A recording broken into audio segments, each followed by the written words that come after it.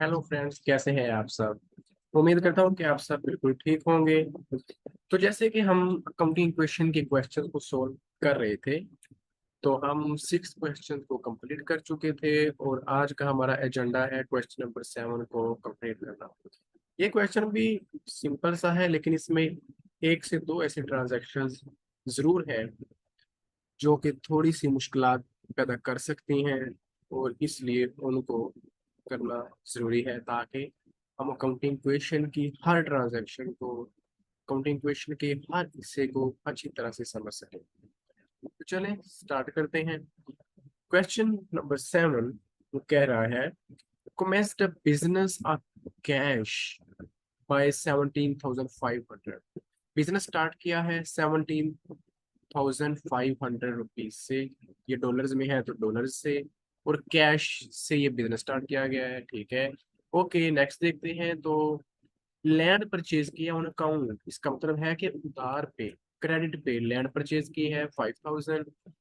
Furniture purchase किया है और अमाउंट है 7,500, और ये कैश पे है, ये क्रेडिट पे नहीं है। उसके बाद बिल्डिंग परचेज की है 5,000 की, लेकिन उसमें पेमेंट की है सिर्फ 1,500 की, और बाकी जो सारी है, जो रिमेनिंग है, वो है लाइबिलिटी। इसका मतलब है कि हमने फ्यूचर में ये अमाउंट पे करनी है। उसके बाद हमारे पास है sold off part of furniture for 2,500। जो फर्नीचर हमने परचेज किया 7,500 का, उसमें से 2,500 का हमने सेल कर दिया, और अभी अमाउंट रिसीव नहीं हुई है। अमाउंट रिसीव होगी 3 मंथ्स के अंदर अंदर। तो इसका मतलब है कि ये हमारी अमाउंट रिसीवेबल है। उसके बाद नंबर 6 पे है, received 500 as parcel partial collection of account receivable. तो जो रिसीवेबल की अमाउंट थी 2,500, उसमें से पार्शली तौर पे 500 रिसीव हम कर चुके। इसका मतलब है कि 500 अब हमारी कैश आ चुकी है, और जो बाकी बचा अब अकाउंट रिसीवेबल वो होगा 2,000 का। नेक्स्ट है पेड सैलरी, और उसकी अमाउंट है 750। तो ये थी ट्रांजैक्शन। तो अब हम देखते हैं कि इनको कैसे सॉल्व करना है। तो चलिए चलते हैं सोल्यूशन पे। तो जैसे कि हम जानते हैं, सबसे पहले हम लिखते होते हैं सीरियल नंबर, उसके बाद हम लिखते हैं एसेट्स। एसेट्स, उसके बाद लाइबिलिटी एंड कैपिटल। कैपिटल और equity, equity is the best word, that's why equity. Okay, so next number 1 transaction. Business start किया है तो सबसे पहले तो हमारा कैश आएगा, क्योंकि कैश से बिजनेस स्टार्ट किया, और साथ ही हमारा कैपिटल का अकाउंट भी बन जाएगा। तो अमाउंट क्या है, कैश हमारे पास आया है 17,500 का, और ये कैश इतना आया है तो फिर कैपिटल भी इतना है। उसके बाद हम करते होते हैं फौरी बैलेंस। हर ट्रांजैक्शन के बाद बैलेंस, तो ये तो सेम ही रहेगा, इधर कुछ नहीं, तो 0 0 0 0 0, और ये सेम 17,500।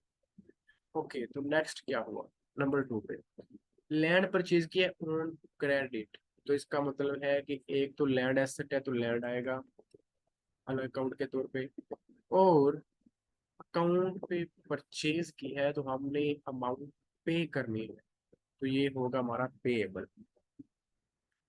अमाउंट्स क्या है, अमाउंट है लैंड की 5,000, लैंड आ रही है तो 5,000, और लाइबिलिटी भी बढ़ रही है तो ये भी 5,000 हो सकती।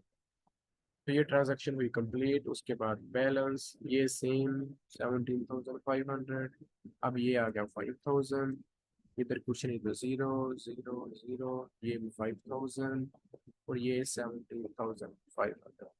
अगर हम देखें तो ये हमारे इक्वल ही आ रहे हैं। तो आगे देखते हैं नंबर 3 पे क्या हुआ। Number 3, purchase furniture for cash.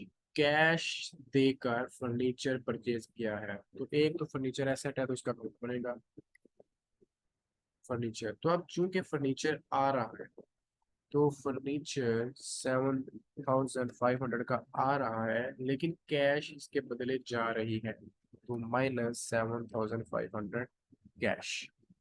अब हमारे पास अमाउंट क्या हो गई बैलेंस करने पे, बैलेंस किया तो 7,500 गए, तो ये रह गया हमारा 10,000। ये हमारे पास आया 5,000। ये हमारे पास अब हो गया 7,500।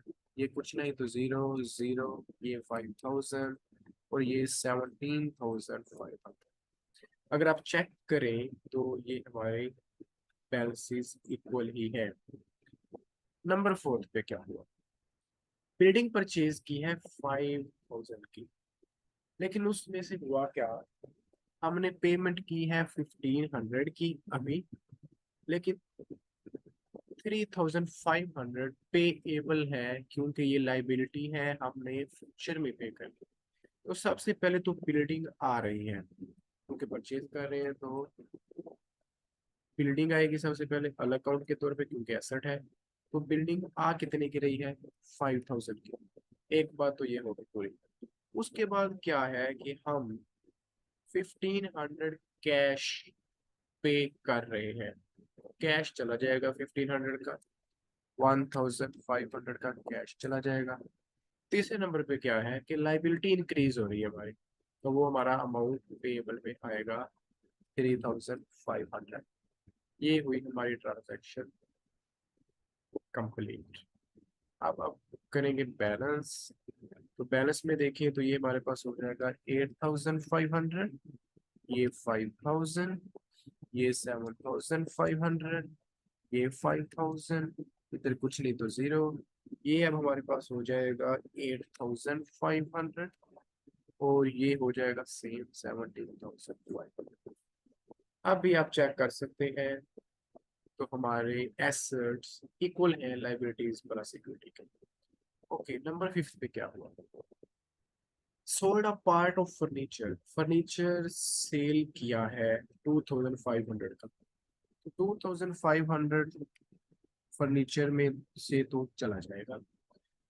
और क्या किया है कि अमाउंट रिसीवेबल के तौर पे है, अभी रिसीव नहीं हुई, तो हम जानते हैं कि रिसीवेबल एसेट है, तो उसका अलग से अकाउंट बनेगा, रिसीवेबल।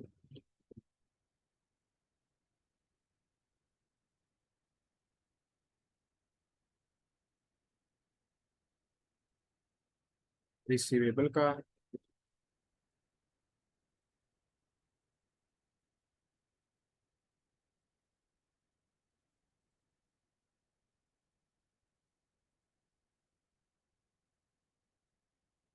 रिसीवेबल, ओके, ये एरर दे रहा है, कोई बात नहीं।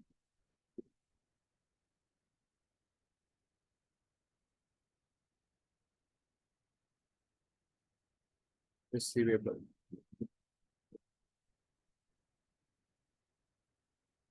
ओके। तो रिसीवेबल अमाउंट है तो ये आएगी 2,500 की, जब भी हमें रिसीव होगी।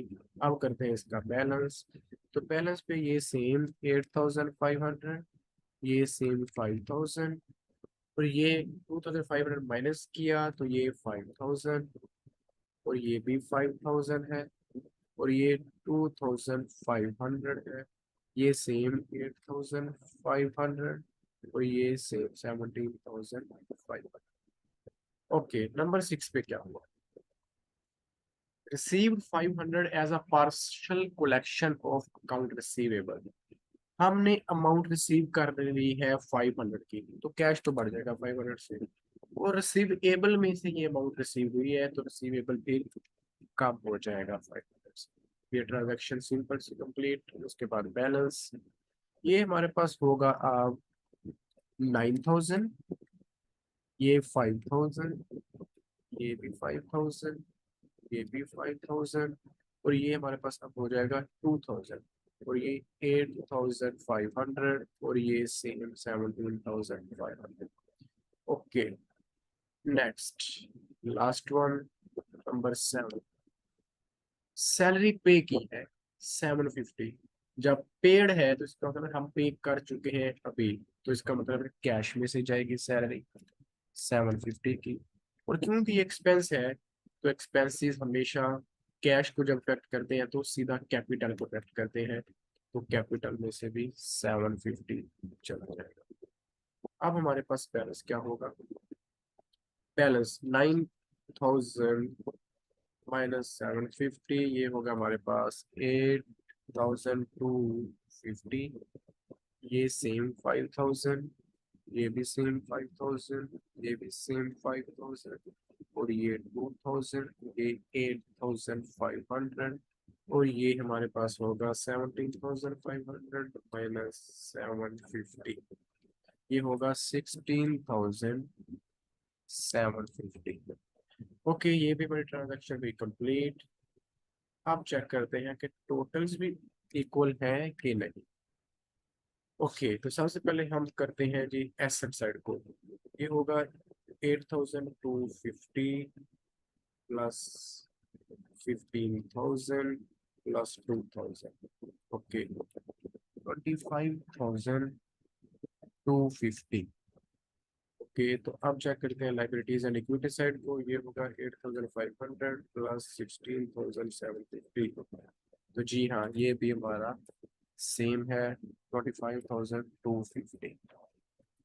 तो आप ये चेक कर सकते हैं, ये हमारा क्वेश्चन नंबर 7 हुआ कंप्लीट अकाउंटिंग क्वेश्चन का।